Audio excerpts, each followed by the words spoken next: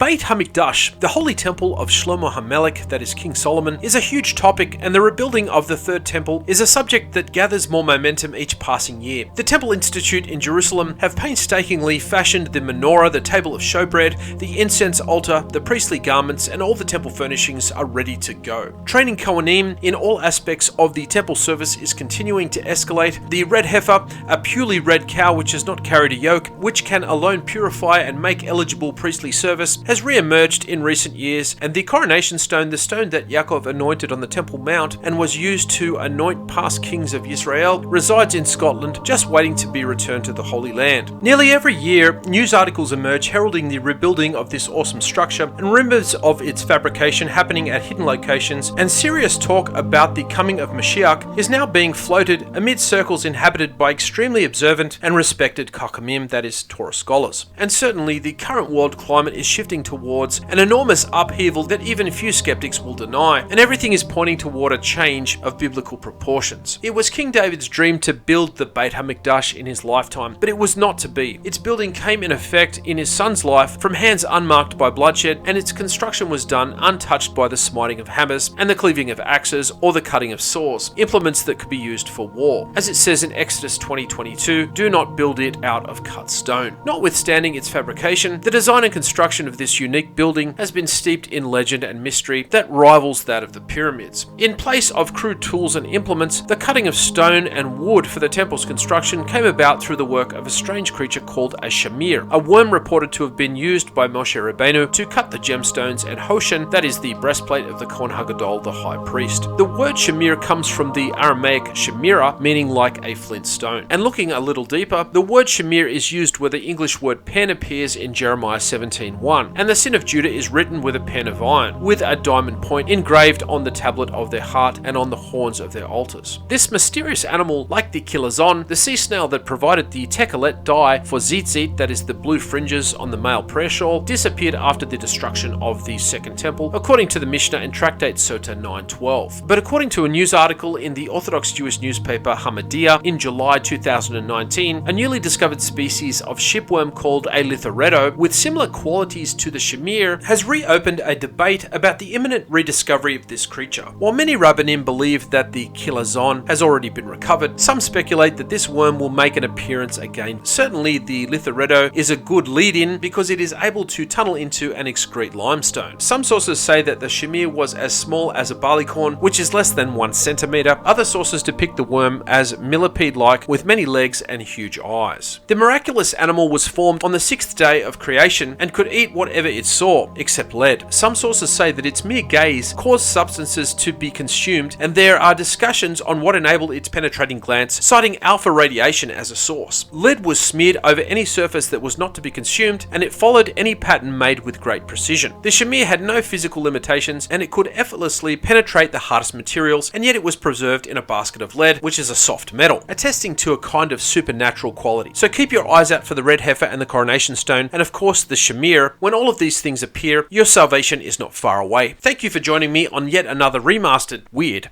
Hebrew tale. Bye for now. If you like the content of this channel, get a hold of this book. It is literally jam-packed with information you will not find in most Torah publications.